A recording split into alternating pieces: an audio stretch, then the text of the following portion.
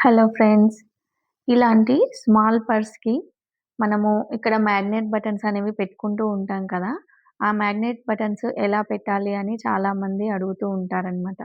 దానికోసం ఈ వీడియో చేస్తున్నాను. చూడండి, మనము బటన్ ఎక్కడైతే పెట్టుకోవాలనుకుంటామో అక్కడ పర్స్‌ని మిడిల్‌కి ఫోల్డ్ చేసుకొని మార్కింగ్ అనేది చేసుకోవాలి మధ్యలోకి. తర్వాత కింద వైపున మళ్ళీ ఎక్కడైతే పెట్టుకోవాలో అక్కడికి చూసుకొని ఒక మార్కింగ్ అనేది చేసుకోవాలి. ఇలా మ్యాగ్నెట్ బటన్స్‌లో చూడండి, ఇలా 2 రకాల క్లిప్స్ అనేవి వస్తాయి. లోపల వైపు పెట్టడానికి కూడా 2 క్లిప్స్ వస్తాయన్నమాట, జాయిన్ చేయడం కోసం అని చెప్పేసి. తర్వాత మనము ఎక్కడైతే మార్కింగ్ చేసుకోవాలని అనుకుంటున్నామో అక్కడ మనము 2 డాట్స్ లాగా చిన్నగా మార్కింగ్ పెట్టుకొని అక్కడి నుంచి ఇలా సీజర్‌తో 2 హోల్స్ అనేవి పెట్టుకోవాలన్నమాట.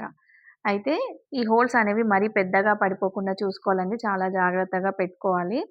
అందులోంచి మనము పైన వైపున ఒక బటన్ అనేది ఇలా పెట్టేసుకున్నామంటే అది ఈజీగా బయటకొచ్చేస్తుంది.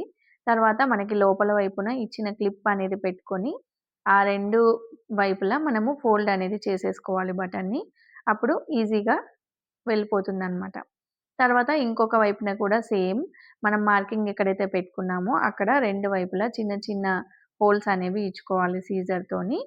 తర్వాత ఈ బటన్‌కి ఉన్న దానితోని మనము ఇలా ప్రెస్ చేశామంటే అది ఈజీగా లోపలికనేది వెళ్ళిపోతుంది. ఈ హోల్స్ పెద్దగా అయితే కూడా మళ్ళీ క్లాత్ చిరిగిపోయే అవకాశం ఉంటుందనమాట.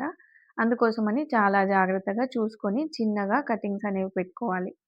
తర్వాత లోపల వైపున ఇచ్చిన బటన్ పెట్టేసి ఇలా కార్నర్స్ ఫోల్డ్ చేశామంటే బటన్ స్టిక్ అయిపోతుంది చాలా ఈజీగా. చూడండి ఎంత ఈజీగా పెట్టేసుకున్నామో.